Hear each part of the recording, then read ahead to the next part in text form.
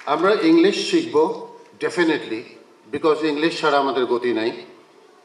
তবে এটাই আমার আজকের শেষ লাইন, ইংরেজির বানে যেন বাংলাটা ভেসে না যায়।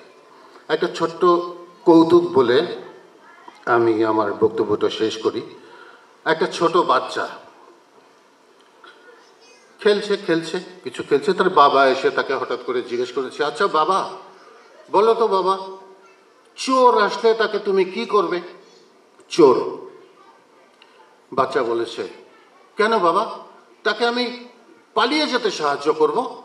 বাবার তো মাথায় হাত পড়েছে, বলে কি, চোর আসলে চোর চুরি করবে সেটা বাচ্চা দেখবে, তাকে আবার সসম্মানে পালিয়ে যাওয়ার জন্য সে হেল্প করবে, এই কি বাচ্চা জন্ম দিলাম।